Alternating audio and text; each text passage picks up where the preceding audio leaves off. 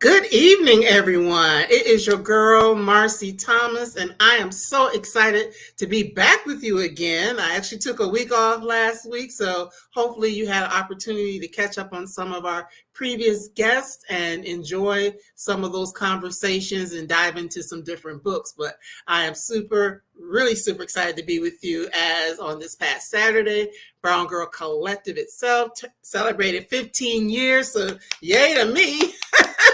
For 15 years of Brown Girl Collective and being able to celebrate bold, brilliant, and beautiful Black women. So now that we're back, I am really excited to be here with you for another great episode with an author who many of you, I'm sure you've already read some of her works. And if you haven't in the past, now is a great opportunity for you to learn more about our guest and be able to pick up her latest novel and then dive back into the past, so to speak, if you haven't read any of her books. So our special guest tonight is going to be talking about her latest book, Sisters with a Side of Greens. How about that? I love this cover. We'll talk about that here in a moment.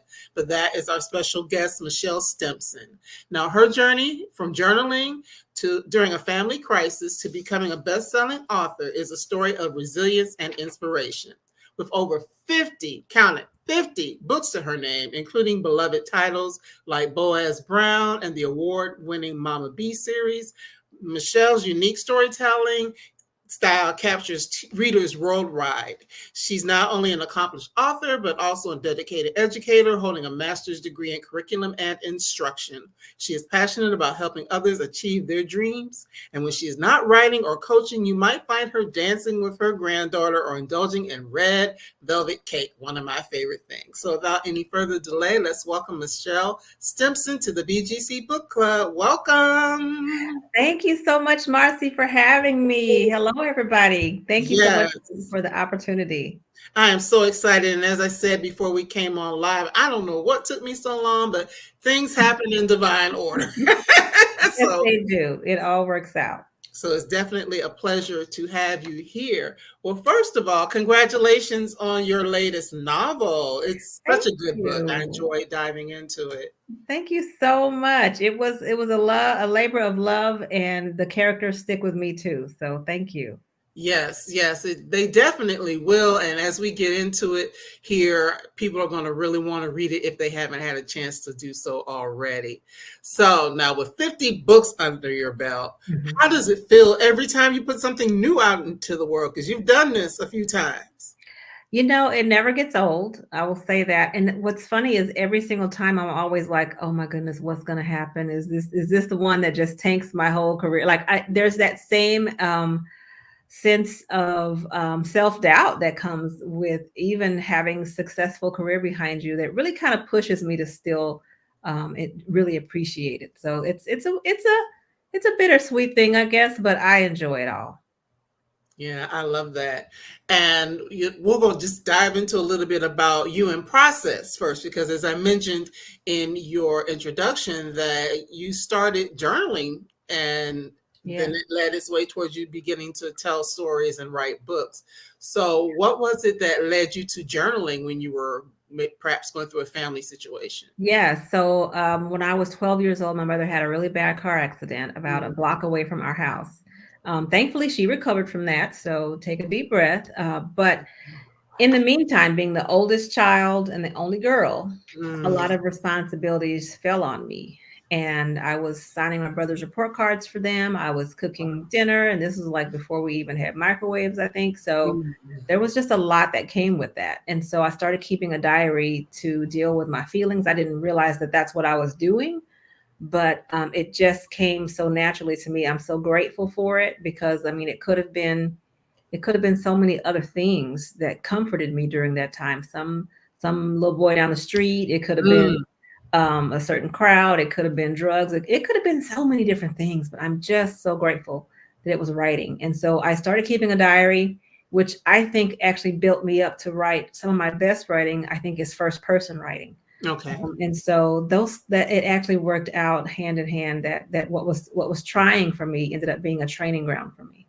I love that. The fact that you started it at such a young age and that you've been able to continue with that. So that speaks to anybody out here who wants to write, or, whatever that thing is that maybe Mhm. you discovered at a young person, as a young person, and decided to put it to the side, that Yes, bringing it back and holding pick on it to back it up. and holding Pick that it back up. still. Wow. So with you starting in journaling, when it came time to say go to college, what Mhm. were your thoughts about it then? Did you know you wanted to be a writer then, or is this something that kind of evolved over time?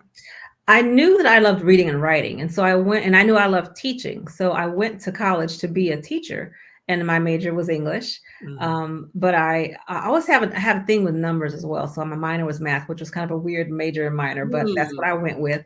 Everybody told me that math was more marketable. I could get a job easier teaching math than teaching English, and I did.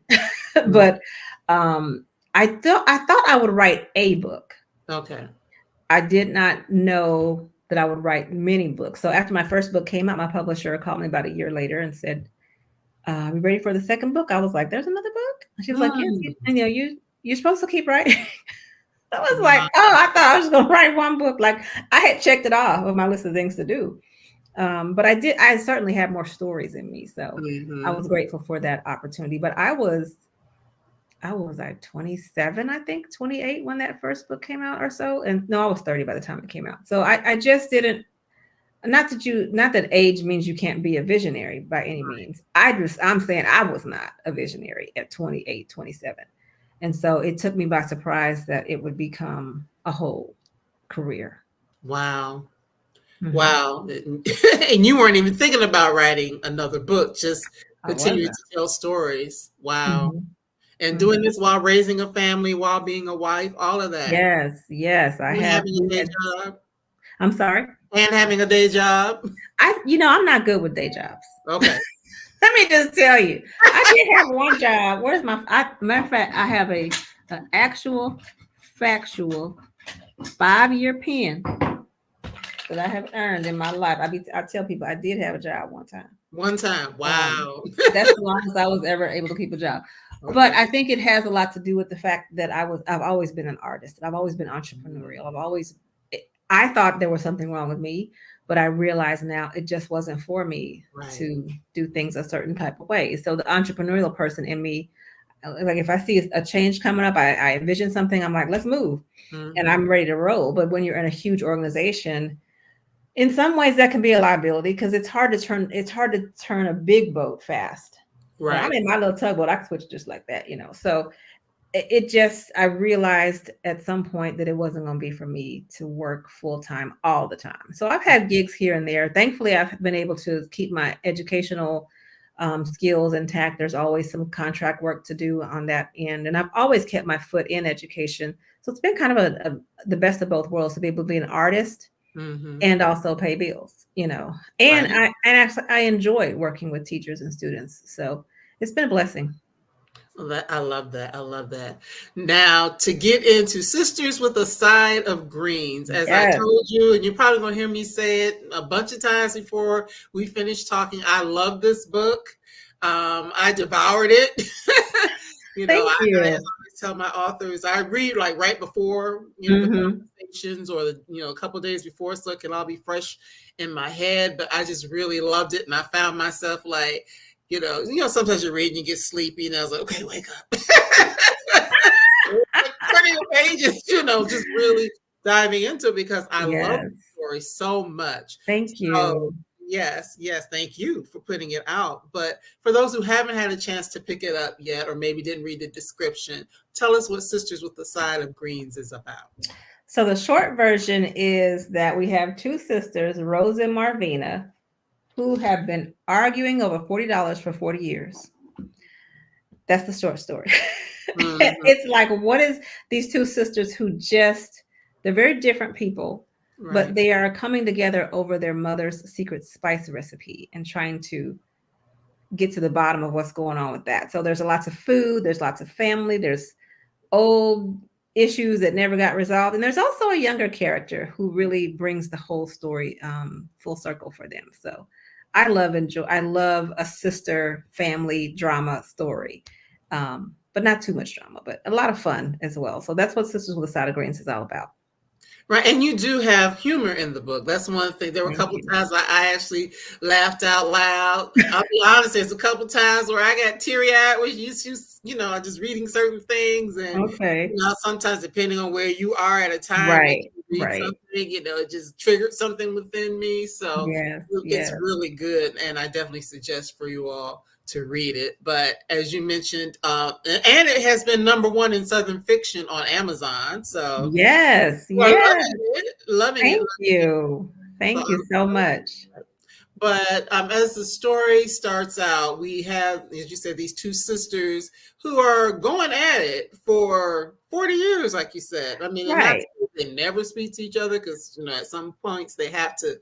connect, but it's Yeah. just they have this ongoing thing for such a long time. And for me, reading that was real because how many of us have either been in a situation like that or know somebody Right. in a situation like Right. Right. I don't have a sister, but I have brothers, like I said, and yeah, and I've witnessed my own mother had three sisters, that? and there were times between the three of them, between the four of them and my grandmother, there were times when some stuff went down, and I was just like, oh, I don't know what's going to happen with these people when I was a Mm, little girl. So mm, mm, lots mm. of that. Yeah, so we have a comment. I love this story too. Such a reminder to Oh, not let pettiness get in the way of relationships. thank you, Alicia. Yes, Appreciate that. and that's pretty much what it is. But it also it's pettiness. It's so many different things. And for those who haven't been here before, just to let you know, we don't do spoilers. Just Hmm. kind of whet your appetite with some of the themes in the books. But one of the things that really stood out to me, yes, there's this 40 years over $40, right? Hmm. It's like it's more than just that. I think Yes. that 40 years over $40 was like the thing that kind of tipped it, but there Right. was something that was always kind of brewing between Between the them. two of them. Yeah, definitely. And I think the idea for this story, it came from a couple of different places. One from listening to my mother and her sisters talk. My mother used to press my hair. So she'd be sitting behind me in her chair. I'm in front of her and she's doing my hair. This is like, I'm dating myself, but this is like before three-way. All right. So you had to call one person, hang up with that person, call the next person, then, let me call her back and tell her what you said. All of that. My mother somehow was in the middle of all this. And I Mm, remember sitting there listening because I wasn't supposed to be listening, but I was because this is grown right. folks' business, right? And I am listening to it, but I'm like thinking to myself, I don't think that's exactly what she said. But I really don't know because I wasn't actually I couldn't hear both ends, but I couldn't say anything because like you cannot tell your mama she ain't telling the whole story. Right. So I just remember sitting there and thinking, you know, something is going on with these ladies. And one time they had a falling out. My grandmother and my mother had a falling out. They didn't talk for 3 months. Oh It wow. broke my heart because I'm 8 years old, right? Roughly. So, and my mother was a musician at the church. So we didn't go to church for 3 months. They didn't Mm, have music for 3 months. I mean, it was just like all of these wow. things were happening to me. And it just broke my heart to see the women that I loved not speaking to one another Hmm. for whatever reason. I don't even remember. And they don't even probably remember what it was, right? We usually Um, don't. as things like that go. But usually, like you said, it's not just that. So it was my mother's, and it was also I used to watch a lot of judge shows, and Mm. I remember the lowest amount I ever seen somebody sue somebody over was $40. Oh And wow. when you know if it's $40, it's not about the $40. It's Right. about some other stuff that's been going on. Because when you suing over $4, that means y'all got some history. Right, because I mean, it costs more to even, I know it's television in that case, but it would cost more to file a petition than it would Right. Than what you would get out of it. $40 back. So there's definitely something more. Yeah. But, in that something more, it's like we see, even though their mother isn't living at the time of the Hmm. story, we also see how two children can grow up in the same household Hmm. and have totally different experiences. Yes. Yes, that is definitely the case. My mother passed away 6 years ago. And so I realized when she passed away that she had been managing my relationship with my brothers to some extent. So Mm, she would call and say, "It's your brother's birthday. Call him and tell him." She would do that for us. So, mm, like, in her absence, it was kind of like we had to learn how to relate to one another again right. without her, in the middle. And I'm not saying she did a bad job of it. I'm just saying she managed us from the time we were little. Right. I also realized that my mother, and I'll borrow from another group talking about this book once. One lady was saying that she met her mother. I met my mother at 23. My mother was 23 when she had me. Okay. My baby brother met her at 33. So Mm. who she was at those two different points in her life is going to be different. And Mm-hmm. so sometimes you got a mama that you met your mom when she was married and she was relaxed because daddy was working and she brought the little cupcakes to the PTA and to your class. So that's the mama you might have got.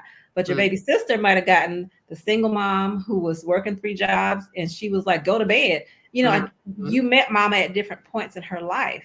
And Mm-hmm. so you might have gotten mama in a different phase of her life because mamas are people too, and they're going to be tired Absolutely. sometimes, they're going to grow. And so just recognizing that people have had very different experiences of who mama was, sometimes based on just where mama was in life when you were born. Mm-hmm. That is so true because they oftentimes say, well, you say you were the oldest, right? Mm-hmm. So I'm sure your youngest brother had a different experience. Yes, he Seeing had a a very different experience of my mother. Yes, Mhm. yes, she was very, and then we also are just different people on top of all of that, Right. But I think in this case, we have a mom who, again, no spoilers, she saw her daughters very differently. Right. And, especially in her time period, you wanted this to keep this certain image of who your family was. You wanted to keep up with the Joneses and that whole baby boomer raised by the silent generation, all of that. They just had different ideas about how things should be sometimes. Right. And and Marvina just supped it up like, I'm gonna do what mama says. And Right. Rose was kind of like, you don't have to do that. you Right. know. So they're Right. very different people. Right. They are definitely different people. And it's just, like I said, no spoilers, but just watching that and seeing how that played out. There's that piece that, and Rose is the older sister. So of course, Mhm. then there's this whole thing of because she has a different mindset, now she's being treated differently because you don't want the younger one to take on Mhm. some of the things that Yeah, the older one is doing. people will say that when somebody's I know when I was in high school, somebody's older sister got pregnant, and I mean her mama just shut the whole thing down. Ain't nobody dating. Can't no boys call over here. I mean, and they just felt like, really? Right. Like you took all of that out. Like she just tightened it up on those last girls. And that was her experience. Mm-hmm. But just seeing that, and then the younger daughter or younger sister in this case, kind of following in mom's footsteps, and then I can imagine, of course I've read it, so I know, but but just jealousy in general, because there's the younger one, Mhm. there's the older one, and sometimes I'll just say it. I've seen it in different situations in my family where maybe one sister decided to go off and live a different life. Mhm. There's the one that stays at home that, Yes. maybe has a little bit of attitude. We do see that, like, well, hey, Yeah, that happens a lot. I think as in my season of life, I'm getting to a point where a lot of us our parents are aging and needing a lot of care as they age. mm-hmm, And the one that stays home and the one that don't come home, and when it finally all goes down, stuff just comes out the woodwork. Stuff that people hadn't said, feelings that people had all this time. Why didn't you come? Well, I was here, so you don't get to plan what color we all wear. Like all of that kind of stuff right, just kind of comes out. So it'd be better to have discussions ahead of time. I know we just had in my own family, my husband's father passed away. His father had 2 wives. Like he had one wife when he was younger, and then he remarried. And so then it's like, who's going to be buried next to who, and who can mm, be in whose obituary? Like all of these conversations, these are conversations that you right, probably want to have before someone passes away, so we can have some understanding. Because when people are grieving, they just don't have the capacity to right, have those rational conversations. And so right. these sisters found themselves in all of that. Well, all of it, yeah, you're bragging as All of you're that. talking. I'm like, yes, there's that. Yeah, there was some of that. And there was some of that. Yeah. But looking at Rose, because she is the elder sister, she Yes, is she the is. one that had, the challenges that caused her to, well, this isn't giving anything away really, that she moved away. She's the She one that did. had moved She away did. She's the and one that moved lived away. a different life. But one thing about her I found interesting, and something that I see happening with a lot of women, I'm just going to say women, is that she had a dream. She had a dream at a relatively Yes. young age. Yes. And once she got derailed from that dream, she went in a different direction. And then Mhm. it's like she found herself doing what she had to do and not necessarily doing what she wanted to do. Yes, yes. I think there's a lot of us who have found ourselves in that situation, and you would find out very early in the book that she's retiring. Like the second Hmm. page, I think, of the book, she's retiring from her job of Right. 30 something years at the US Postal Service, which is a good government job Hmm. that nobody quit. So Right.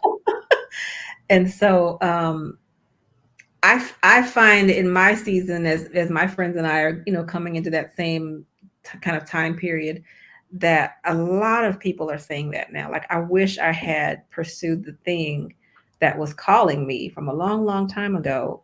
But one of the messages that I hope people take from this book is that maybe it's not too late, right? Maybe not, it might not be the exact way you thought it was going to be if you would have done it 40 years ago, but be open to the fact that this is still who you are. This is still a part of your fabric, and it's not going to leave you. So maybe just give it a try in a way that works. Maybe what you could do now you couldn't have done 40 years ago That with is so true. technology and all that. Yeah. That's true. I'm going to use myself as an example in that, because what I'm doing right here, right now with you, Hmm. being Hmm. here, talking to you, having this conversation is something. When I was a little girl, I knew I wanted to do something that supported Wow. Black women and, love on Black women and all that. It Hmm. comes from them days of reading Essence and Ebony and all that, Yes. and all the beautiful Yes. Black queens and all that. I knew I wanted to do something with the beautiful Black queens, right? I knew that as Wow. a little girl, went in a different direction, right? Hmm. But back then I thought, oh, I want to have a magazine, or I want to do something in media. Didn't do that at all. Never went Wow. to school for it. None of that. But now look at me Wow. doing it. That is amazing. Like, it just never left you. It never left me. The Yes, desire to do I something. love that. I'm working with a lady right now. I sometimes help people, write their books. This lady she's 85 years old. Oh She said wow. when she was a little girl, this is hers, I think it's her second book. She said when she was a little girl, she told her mama, when I grow up, I want to spell words. She didn't even know what to call it. She didn't even know that it was called being an author, but she said, I'm gonna spell words when I grow up. And that's exactly what she's doing now. She's Um, spelling words, a whole bunch of words, makes a book. 85. 85, 85. It's never too late, y'all. I'm just saying. I'm just saying. Amen. We have another comment from Rachel. Oh, thank you. Yes, it's anniversary Yay. time. Thank you for being a catalyst for shining a light on sisters who write stories that reflect our experiences, like Yes. well-seasoned greens. Absolutely. Absolutely. Great read, Michelle. Oh, thank you, Rachel. I Thank appreciate you, that. Thank you Rachel. so Thank much. you, Rachel. But yeah, I mean, it's just something. And I mean, in any book you read, hopefully you could take something away from it. And Mhm. that's definitely one of the things I took away from Sisters with the Side of Greens, is that it's never too late. And it's not necessarily going to always look the way that you thought it would look. Mhm. Because, just back to my own self for a moment, 40 years ago, can you imagine the hoops I would have had to jump through to do anything? Right. We didn't have the technology. No, There were a we lot of didn't. things we just couldn't do on It our wasn't own, affordable. right, Mhm. at that time. So Yeah. all these years later, and actually this year, yeah, I'm telling my age. This year is my 40th year reunion. Even though I didn't go. Oh, wow. Yes, we've been out of high school Congratulations. for 40 years this year. So yes, Wow. That's yeah. amazing. So it is amazing to think that, it's never too late.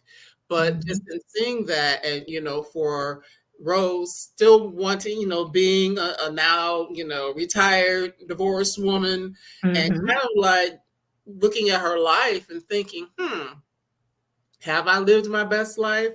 Have I done, exactly what I wanted to do? Mm. That's a big question to be asked. Hmm. It really is. It really is. And I think we need to ask it sooner than later if possible. And even if it's not, even if you can't go full force right now with that thing, to just begin to build community around it. I've been journaling with people about 3 or 4 years now, no, 3 years. haven't done anything with it a whole lot, but just to begin to know, hey, there's other people who love the thing that I love, whether it's art, journaling, whatever that is, it just fills your bucket, Right. right? It gives you that creative outlet that you might need to go back to face that thing that you know, kind of call yourself having to do right now. Maybe you do have to do it right now. Mm-hmm. But I think one cool thing that happens when you start moving in the direction of where you really want to be, doors start opening up in Mm-hmm. ways that you hadn't even imagined Yep. would open up. But it's not going to open up until you actually get to that door. Gotta get to the door. Mm-hmm. Standing back somewhere in the middle of the room. Right. Actually go to the door. Right. You got to go to the door, and when you get there, it will open up. You know, it's not going to open up before. So. Right. I love that. That is so good. So of course that's what's happening with Rose. And Mm-hmm. it's a book, so there are a lot of other things surrounding that. Yes. But Yes. at the same time, her sister Marvina is also going through a shift in her life. Yes. She's Yes. 2 years younger, but she's going through a shift as well. Back in their hometown of Fork City. Is that a real Fork place? Or you City. made it up. I made that up. I make up all my cities because I like to what I want to happen happen. I Okay. want if I Okay. want the corner of Main and First, I want that store at the corner of Main and First. So it'll be in Okay. my city, so nobody say I'm wrong. Got it. But Fork City, Texas. Yes. So, which is, befitting for the type, we're talking about greens, we're talking about food. So it is befitting to the story. But, Mhm. the younger sister Marvina has stayed there. She's, lived her life. But she's going through a change now as that sister in the church who's always had, an important role there. We're seeing that Mhm. shift. Yes. Yes. Marvina, that happens also pretty early in the book as well. Mm-hmm. She has for a long time run a church ministry teaching the young people how to cook. And she's using her mother's secret spice recipe, obviously, that same recipe that Rose also knows. Right. And, the churches have gone through a lot. This is not a Christian fiction book per se, but there is faith involved because if you're going to have Marvina, you're going to have some faith in the story. Right. That's who the Right. character is. Right. And so, yeah, they have decided that and this is very early in the book, so I'm not giving anything away. They've decided they're moving into a different direction and they no longer want her to serve in that ministry. They don't want that ministry there at all. And so that's heartbreaking to Marvina because this is her life's work. This is her ministry. And the young people in that small town don't have a whole lot to do. Right. So her ministry to them helps them to just learn from the previous generation and to learn the things that if the church isn't there to serve the people and pour into young people, then like what are we actually doing? Right. If we're not helping nobody, just helping ourselves. And so that is definitely a huge piece of who Marvina is. She's gonna have to figure out who am I, excuse me, without this ministry. Right. Right. And that is a thing because whether it's a job or, if it's volunteer work, because of course she's doing all that and she's not getting paid for it. No, she don't. She's not. And we see that a lot in, churches, of course, because, unless you actually have Right. work for the church, there are a Mm-hmm. lot of cases where people are serving in ministries and they are Right. doing just as much work or not, or more Right. than somebody More. who gets paid, right? And then Right. it's the whole Right. thing of being a woman. And sometimes, Yeah, that's a whole women nother book. who That's, hold up the church. that's a whole nother book, but we definitely holding it up. And then when you decide to want to do something different, be like, okay, thanks for your service. It is that way. A lot. It's so interesting because so many of the volunteer ministries are the ones that to this day are either not paid at all or paid so little. Nurses, teachers, all of those primarily women serving types of professions have that historic context Mm-hmm. to them. Yeah, but just thinking of that and, just some of my own previous experiences, understanding, how she felt or how she Mhm. felt in a situation like that, where it's like, wait a minute, I've been doing this and helping you to be who you are in my own way. And now Mhm. sudden you decide you want to go in a different direction.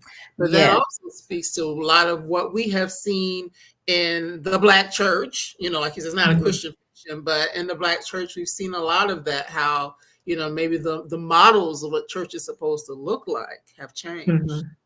Yeah, most definitely. I mean, I think that it's something when you give your heart to something and then that thing just ups and leaves, as my grandma upped and left. Mhm. One of the ladies that I was talking with before about this book talked about how she recalled, having trained all these people at her job and all, and she got a promotion, and then next thing you know, they were like, we're eliminating your role, Mhm. and you kind of step back and go, whoa, I gave you so much. I missed my kids' soccer games to stay late for, the company. And here we are now. And it's like, no, you can go. Mhm. So I think in so many different ways. But one thing that I think happens in those, because I got my 5-year PN because I stayed, but I have been fired a couple of times. I need to be fired. I didn't need to have no job, no way. But the times that I have been let go, I probably deserved it, number one. But Mhm. also it was the best thing for me because it pushed my back against the wall. And when Mhm. that happens, I find out so much more about myself than I Mhm. could have ever found out in any other way. That is so true. And I mean, that's not in the book per se, but since we're talking about it, that's so Mhm. true, because like you said, when your back is up against the wall, when you got to figure some stuff out, Mhm. and you just, when you know that, oh, I can't just rely on X, Y, and Z, maybe I do have to, step out in that mustard seed of, use that mustard seed of faith, whatever Right. the case may Right. be, to move forward to the next space, because it's so easy. And even, even though that's not a part of Rose's story, I could see where that would be a reason why she stayed with the post office Right. for 30 Right. years instead of Most saying, hey, I definitely. got this dream, let me go ahead and pursue this dream. Like, no, I need to Mhm. say that this is a good job, I'm gonna get me a little pension, I'll be able Yeah. to retire, and I'm gonna just stay here, Mhm. I'm not gonna take a chance. Yeah, I think that's the case of so many people, period. I mean, I think you got to still go for it. You still got to work, that kind of Mhm. thing. So that work ethic that she developed, definitely she could have employed in that other way. But, again, we all look back and shoulda, woulda, couldas, and there wasn't the technology there necessarily for her to even, I mean, I don't like, I talked to my daughter, she's 28, my son's 30. And I just be like, it ain't no reason for y'all to not know stuff. Y'all got the internet. I don't understand. Mhm. Like, Mhm. we used to have to go to the library. We had to, you had to know 50 million thousand people. Now just to find out if there was a grant that you could apply Right, right, for. right. And so, there's so many more opportunities. Now that makes it a lot more competitive. But I think that what is for you is going to be for you. And you just need to continue. Like I said, you need to walk to that door so it can open. It's Yeah. like the grocery store door. You can't be in the parking lot talking about open. You ain't even meant to go. Right. I love that. That's gonna stick with me. You gotta walk to the door. You gotta walk to the door for it to open, honey. Or the window or something. Right? Yeah, Climb you out the ain't gonna be in window. a parking lot talking about the door ain't opening. Right, exactly. That is something. So, of course, and we've already said these things. So, Rose is retired. There's Yes. this recipe for the spices that helps them to, both ladies, to be able to cook this glorious food. And Mm-hmm. so, Rose wants to get back together with her sisters just to figure some things out and to Right. potentially pursue, doing something together. Together. So, Together. in doing that, is when we get to really see, the dynamic of the relationship. Because I mean, we started out in the beginning, first few pages, understanding that something happened 40 years ago for $40. We know that, but we really Mhm. get to dive in to their Yeah. dynamic a little bit more. I love a good story about what really happened between family members. Like something happened a long, long time ago that most of the time people didn't talk about it. Hmm. They didn't, they just brushed it under the rug, or mama wouldn't let you talk about it. Or in this case, if they had talked about it, they would have understood the two different perspectives. Right. Not that any one of them is right or wrong. Right. But the thing about it is that I think when I think about Rose and Marvina, they would have been 19, 20, 21, Hmm. very young when all this happened. And I don't know that they would have had the maturity to necessarily listen.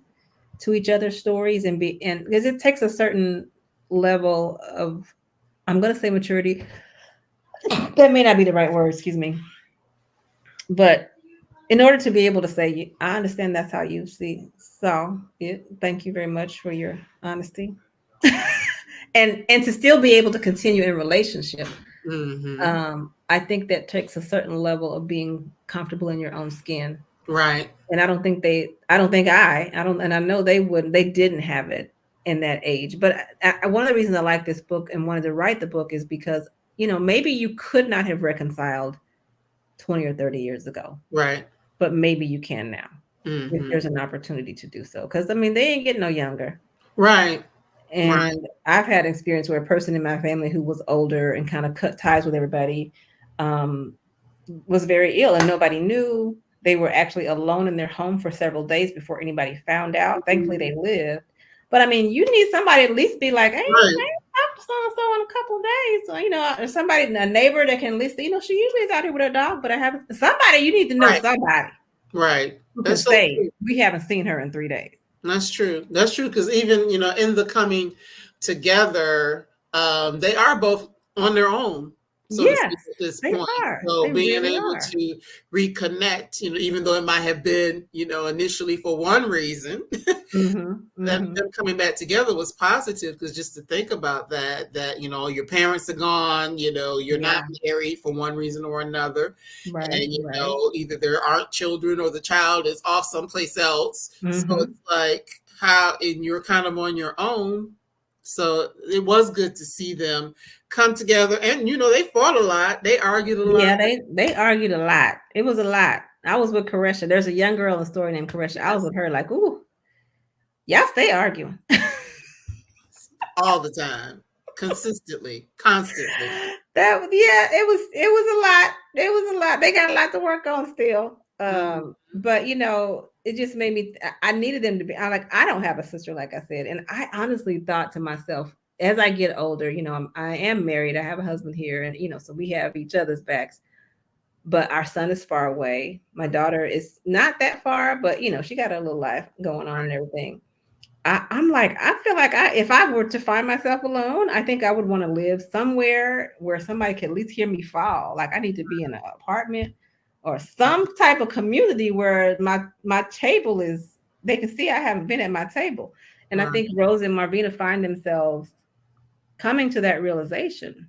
Mhm. Like, you don't want to do this just to be selfish, like who's going to come rescue me, but you want to be able to be in community with people in some capacity, and they have both, for various reasons, kind of ostracized themselves, Right. because this the rift in this relationship hurt them both. Yes, it definitely did. And, just looking at that and understanding that that's the case. And I love the fact that they were able to work through it. Mm-hmm. But you already mentioned Karesha. A lot of what was happening with them was because of her. She was Yes, really a catalyst. So tell us I a little love bit her. about her, just so the listeners can get an idea of who this Yes. young person is that came into their lives. Yes. So Karesha is the younger person who had this perspective on who they were that caused them to step back and go, you know what, this baby is telling the truth. And I Hmm. love that about the younger generation, period, because what I am finding from them is that they don't want to just do stuff just to be doing stuff. They really, if it didn't work for y'all, they're not going to try it right now. They're like, okay, y'all telling me to do this, but I don't see you living the life I want. So Right. if it didn't work for you, I'm not going to be doing it just because you say do it. Right. Um, and they just are starving for the truth, for somebody to tell them the truth, and for somebody to just you know support them in what they're trying a lot of times. So Mhm. I like to use I usually have a younger person Okay. in my books who brings a fresh perspective about life, about the generational differences. I'm interested in all those generational differences. Like Rose and Marvina grew up in this generation where you wanted a good government job for Mhm. stability and all those types of things. And Or a Koresha's husband. generation, or a husband, right? And Mm-hmm. Koresha's generation is just like, we ain't trying to retire on nobody's pension. Right. They're just like, I'm And what trying I to want do a it all. husband for. Right. And they're like, you don't stay at a job 5 years. That means you're not growing. Mm-hmm. So it's just interesting to me when those two ideals kind of clash. And they're just way more interested in enjoying life than I Mm-hmm. think previous generations have been, for better or for worse, right? So there's some other sides to that as well, but I can appreciate that perspective that I think the younger people bring to us. Yes, and Koresha, she wasn't going to sugarcoat things. Mm-mm. She was telling them the truth, calling them out. Like, And Marvina's all clutching her pearls the whole time, like, mhm, mhm. But I love it because we even get to see both of them, their mindsets evolved over time. But we hmm really see a lot of that in Marvina because she is that very staunch, very churchy, very, and I mean, everything is black and white. There are no shades of gray type of yeah. person, based upon her, belief system. But I love the Mhm. fact that she has an open up, even though that's the case, she also Yeah, has an open enough mind to be able to hear what someone else is right. saying. What Koresh is saying. Well, and I think the one thing about Marvina that I wanted to be careful with as I wrote her, I know that she can come across as, the quintessential church lady who runs folks off with her being so holy. But I don't, there's a part of Marvina that I really liked. And you need a Marvina who is going to say, and when stuff is getting ready to go down, like tempers are getting heated, you need Marvina to be able to come in and say, y'all, let's eat some cake right quick and let's just Mm-hmm. calm down with this cake. And then you also need a Rose who's going to be like, okay, what y'all doing to her back there? Come, I need to see what, you need that Right. team. You need somebody who's going to not mince words. And then you need somebody who knows how to mince words when we need that. So that all these different personalities and all these different gifts that we bring to the table, these different types of medicine that they offer to the world, I think Mm-hmm. are really important. And so that's one thing I loved about the sisters, that they don't know it, but they really do complement one another. They definitely do. Oh, Rhonda McKnight is in the Hey, room. Rhonda. Authoress. Yes. Yes. Hey, Yes. Author of Bitter Rhonda. and Sweet. Yes, yes. She was on a couple weeks ago. So yes. Awesome. Yes, Thank yes, yes, you. yes. So thank you for joining us. But this book is just, I got so much out of it just in reading and, looking at the characters and, thinking about myself through the characters, just so many hmm different things about Thank you. and seeing their relationship, seeing how they navigate, conflict, because that is a thing. It Oftentimes, is. It's a healthy thing, though. I think yeah. we've run away from it. Thank you, Rhonda, and thank you, D.L. White. I appreciate that. Hmm. Conflict is an opportunity for transformation. It's an opportunity to go, I never thought of it that way. If we can just sit in it long. So I'm just have to tell you, I read a book by a person who I never agree with on anything. Okay. Well, I'm not gonna say anything because even a broken clock is right twice a day, right? Okay. But I listened to this person read the book because I found myself here recently unable to engage, not unable, but just really annoyed and irritated by opposing viewpoints on some very specific things. And I Hmm. thought I need to develop the ability to not shut down. Like when somebody says something I don't like, my inclination is, you know what, I can't fool with you. I shut down Right.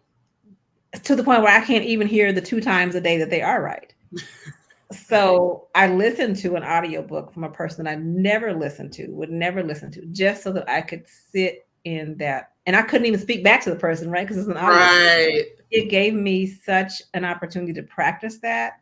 And so when I finished that book, probably over the next 2 weeks after reading that book, I was able to engage in a different way. So maybe it's just something to throw out there to just develop that practice. It's something that I think both of the sisters could definitely benefit from. I know I am a sister and I've Mm. benefited from it.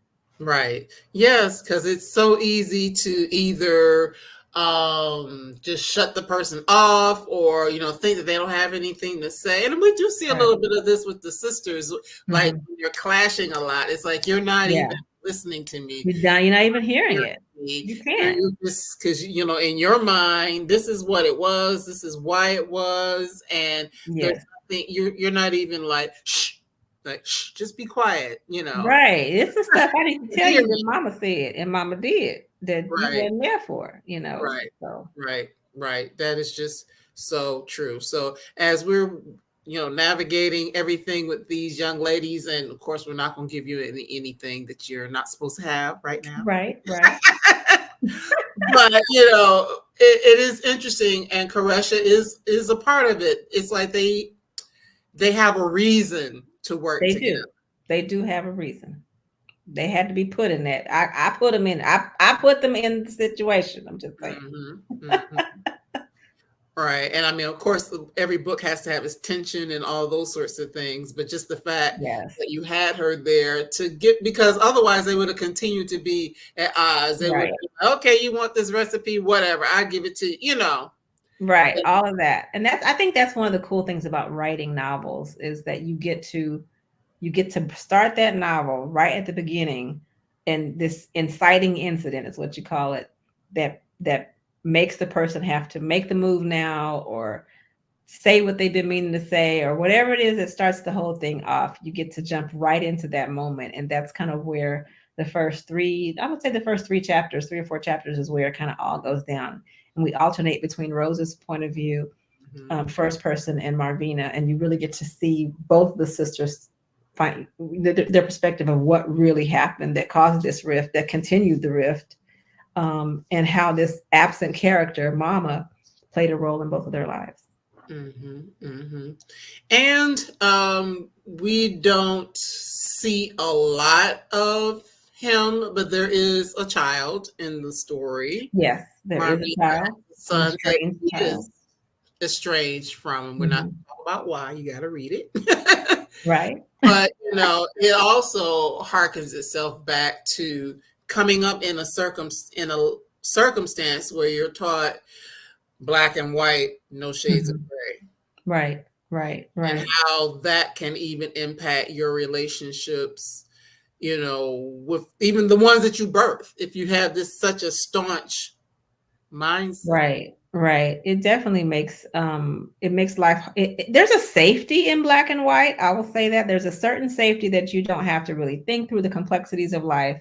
You don't have to take anything into account. It makes life a lot easier when you can just go boom, boom, boom, boom, boom, checklist. But that's not really providing for the human experience, right? And so I think it's hard. It's scary. I mean, I grew up like Marvina in a situation where you pretty much did this and there's a big long list. The list for girls is very long of stuff that you don't do. Right. Very long. There is a real long list for us. But it has been a blessing to understand different perspectives. And again, to not shut down the very moment someone says something that goes against what I have always believed to be true. And even if I walk away from that saying, I still believe what I believe. Right. I now understand why you believe differently than I do. And even if I decide, I'm going to pray for you for that. Right. At least I understand the roots of it, and I'm not just, throwing holy water on you. Right. Yeah, because that is a thing. People can do that. Rhonda has a comment. I love that Michelle listened to an audiobook by someone she doesn't care for. Interesting approach to developing that skill of dealing with differences. Yeah, it was hard, Rhonda. I'm gonna have to text y'all who I listen to because I don't want to throw nobody under the bus. Sometimes all you have is some prayer. Yeah, that's it. That's all you got. But I think the difference that I have come to, at least, I don't know if Marvina's there, but is that I can still love a person. Right. And what does it look like for me to continue to walk in love towards somebody who has a very, very different experience and a very, very different generalization that they've drawn from the same set of data that we both had. But this person has picked this to run with, and I have chosen this, and this to run with, and we've come to 2 very different conclusions. So yeah, it's a skill I think that we are vastly losing in our society. I mean, we've Yeah. become so polarized about so many different things, without really it's just not efficient to Hmm. listen to complex stories and to. But when I think about, okay, I'm going into a little moment here. That's When I okay. think of my background of, I'm a church girl. You can't take the church out of a girl. When I think about, in particular, this one biblical story where Jesus is the woman with the issue of blood comes to Jesus, and she touches the garment, he heals her, and then he asks her to tell him the story of all her ailments. It's like an 18-year long story. It was so long somebody died. While, while they were waiting for Jesus to come heal them. But Hmm. he still stopped and listened. And then he went and healed the person later. But I'm just saying, like, that whole idea of stopping and listening to somebody, even after you've already like healed them and they can go along their way, like just that you would have the compassion to hear someone's story Mm. and stop long enough. Yes, the world is still, yes, 50 million people probably died in that minute that he listened to that story. He can't get to everybody. But I'm just saying, Right. like, it was sweet to me to think of that compassion. And I want to have that compassion for people as well. I love that because there's so many times that we don't see that. And, that is something that happens in the book that they are, people have compassion, certain situations where compassion is being held. Got to read it to find out what they are. But in so doing, it just makes life better for everyone at the end of the day when Yeah. you can Yeah. can walk in that sort of love, so to speak, It is and love. be Yeah. able to really heal and build better relationships and be open. Right. Right. Just be open to hearing other people's stories. You don't have to agree with them. Just listen. Mm-hmm. Mm-hmm. Hmm. And some good things can come out of it. Sometimes things you weren't expecting to happen. All of that, as this book that you have to read to find out what it is. You do. You got to figure out what's going on. And that's, Yeah, you got to one thing read. I will say it's, even as we wrap up the book, life is messy. Things ain't going to be all perfect. That's just how life goes. Mm-hmm. And maybe 5 years from now, it might be different. I don't know. But, all you have is today. Right. And what a tragedy it would be. What sadness we would have if we had an opportunity to reconcile with somebody and we're just in our feelings so much that Mhm. we just couldn't listen. Y'all might not be best friends after the end of the listening, but if there's an opportunity and if it's healthy to try to Right. reconcile. If it's healthy, if it's Yeah. healthy. And one thing, this is another thing, I almost neglected to say it, but something else that I see in the book is, how can I put it? Life just lifing. Mm-hmm.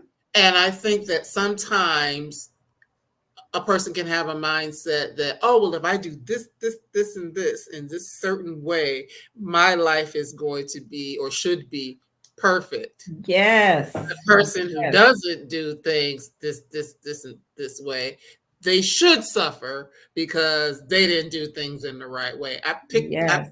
some of that in the book as well, just seeing how Yes. that plays out. Yes. I think that's a huge life lesson. And I think for probably the first 20, 25 years of my life, I lived it that way because I was taught it that way. That if Mm, you do these things, then these things will happen. And then probably in my early 30s, I lost several friends who were also in their 30s, who, from what I could tell, were just lifing, mm, and their lives just ended very quickly. And I thought, wow. And oh, let me tell you the other thing that happened. I was in college and I had been taught, you don't do this. One of the big things that they had said was don't smoke weed, don't do drugs, all this stuff. I'm right. in college, girl. This girl in my dorm, in my suite, I'm gonna tell you, she played Luther Vandross and smoked weed every day. And she was in college. And I was like, you're supposed to be a loser if you do drugs. And here she is doing drugs and in college with good grades. Like, it just messed me all the way up. Right. I was like, this is not how it's supposed to be. She's not supposed to be here with me. That whole kind of thing. So, when you grow up, and I'm saying that this happened because this is what I was taught. That this Right. is, and then there was the whole thing, this is your brain on drugs, all that. So I think as you age and as you grow, and maybe you don't ever have to fight that, and that would be great if that's Right. you. But that's not me. I really had to come to this idea that life happens to each of us Mm-hmm. in many different ways. And to and be the more you live, the longer you live, the more you'll see that, and the more you'll gain compassion for people at all different stages and phases of life. Mm-hmm. And I love. hopefully you get it before I got it. Yes, I mean that is important to learn. So not to not to sit on a high horse and think, oh, because I Mhm. because I dot all the I's and cross all the T's. Right. And then not to be mad like I was, that here is somebody doing things that I thought you weren't supposed to do, and it seems like she's okay. Mhm. Like that upset me. I was like 18. I'm just saying, but that Right. really just tossed up my whole, you have earned this mentality. So we are at the end. I know we could probably talk for another 30 minutes, but I'm not going to hold you like that. So, of course, Michelle, it is so exciting to have had you here, and Oh, this thank will you. first time, and it won't be the last time, because as Rhonda and some of the other authors who have been here before tell you, once we connect, we stay connected. Yes, I love it. Thank you so much. Thank Yes. you so much. I appreciate you so Yes, much. yes. Lord willing, and the creek don't rise, we're The gonna be creek don't here rise. and, That sounds like a plan. I love that. I and be love that. able I to share appreciate you so much for stories. having me. Oh, yes, absolutely. So, for those who may want to have an opportunity to connect with you, of course, your socials have been scrolling at the bottom. But are there Yes. any particular places or spaces that you're going to be in the days and weeks ahead that people may be able to come out and see you in person? Yes. If you're in the DFW area, I'm doing a workshop on publishing on July 20th. Lots of folks are wanting to learn how to publish their books. I just answered an email before I got on this Zoom this call tonight, about how do you get published? What do you do to get published? What's the first step? And if you're just listening right now, I would say you don't have to necessarily choose. There are lots of different paths that weren't open 20 years ago, kind of like Rosa Marvina. There's different ways to Mm. do things. So I have a workshop coming up on July 20th. This fall, I will be at the Christian Book Lovers Retreat in North Carolina. That's in October, the 1st of October. I look forward to seeing you wherever we can. Join me on social media. I've got lots of fun journaling things, fun and important and empowering journaling opportunities coming up. So I looking love forward to that. that too. I love that. Since you mentioned journaling again, we kind of Yes. started there and we're ending there. What, if anything, would you suggest for people who are interested in starting a journaling practice? Wow.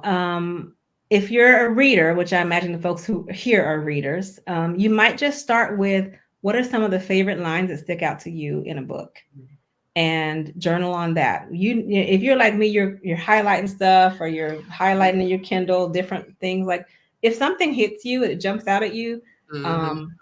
Journal about that. What did that do for you? If there's a scripture that comes to mind, or whatever faith you are, if you have words of wisdom that come to mind from trusted books that you trust, bring out, see how that connects with those books. I usually connect a scripture to whatever I'm reading. Mm-hmm. I just read a book where the line that stuck with me is, "How good do you want it? How Mm. good do you want it?" Like it opened up my mind to imagination and possibilities. People might ask you, "What do you want?" But nobody ever asked me, "How good do I want it?" How good do I want it? I like that. That just changed my whole heart. And It I'm took telling all the you, top off my limits. I started, I was listening to you, but I can't find the exact line. Remember, I told you there was something that I read in your book that I got a little misty when I read it. Yes, I yes. can't find it specifically, but it was when, without giving anything away, when one of the characters had the experience of smelling lavender. Mm. And I love lavender. I have Yes, years and yes. years and years. And you said something, the line was something to the effect of feeling like I'm being bathed in the color purple, or something to that effect. I don't remember that I line just went, either. woo, when I read that, Yeah. because y'all can't see it back there, but The Color Purple was like one of the very first books that I ever Wow. read by a Black woman writer. So that book in and of itself just means a lot to me, just thinking of the color purple. But then as much as I love lavender, I was burning my lavender candle all day today after Yes, reading that line, because it is something, it soothes your nerves, it can help you relax, break, calm you down, yes, all those sorts of things. So yes. that was a line that stuck out to me. So based upon what you just said, I need to Mhm. journal about that. What Yeah, else journal can I about that do? line. And if I may, I know we're a little bit over time, but I just wanted to say You're too, just in fine. the spirit of the theme of the whole book, there's something in here that I just learned from somebody else that I put in the book. But I'm just going to say this to the folk. A lady that I know was working on her. She had just finished, her son had just finished high school. And she was like, maybe I can go back to college now. Because she had stopped going to college because she got pregnant in college. Mm-hmm. She said, it's going to take me 7 years to become a lawyer. And her friend said to her, you know what? Those 7 years are going to go by whether you're in law school or not. So you can wake up 7 years from now a lawyer, or you can wake up 7 years from now wishing you were a lawyer. Either Right. way, the time is going to pass. So Right. spend it doing what it is that you really, really want to do. And so I just want to share that with y'all today. Whatever it is, if you're blessed to live another 5 years and the creek don't rise, and the Lord says the same, you're going to wake up 5 years from now saying, I'm so glad I did that thing, Right. or I wish I had done this 5 years ago when Michelle Stimpson said that. Right. That's good. That's a good way to end. And Rhonda says it is true. Brown Girl Collective is a family spot. That's right. Yay! So Thank you for having me in the family. once you become a part of the family, you stay in the family, and I Awesome. promise we won't fall out. No, I'll be able to listen. We God will bless not you so fall out. much. Well, thank you so much, Michelle, for being here. Everyone, again, if you get an opportunity, please, whether it's on an audio, I know it is available on audio as well, correct? Yes, yes. So whether Audio is audio super relevant. or, however you choose to pick up a copy of the book, I definitely suggest that you do. One option is through the Brown Girl Collective bookstore, Whoop, whoop, whoop. affiliated with Bookshop. And actually, I reopened my Amazon store. I just don't have a direct link to it, but Okay, I go reopened ahead. my Amazon store as well. So you got a couple places if you want to support the work that is being done here with Brown Girl Collective and BGC Book Club and all the other stuff that I have going on here. So thank you again, Michelle, for being here. I'm going to let you get some water, whatever, but don't hang up just yet. So, because I want to say a proper goodbye, but I'm just going to give everybody heads up as to who is joining us next week. So thank you All again. right. Thank you. You're welcome. Thank you. All right. I really enjoyed that conversation. And, it won't be the last. It was the first, but it will not be the last. So, and let me tell you all something. When I schedule authors, it's like I have a calendar and people kind of schedule themselves. So it's not like I am saying this person this week, this person the next week. But ironically, or maybe not ironically, there is a young lady who gave a blurb about this book who's actually going to be our guest for next week, and that is Tara Shelton Harris.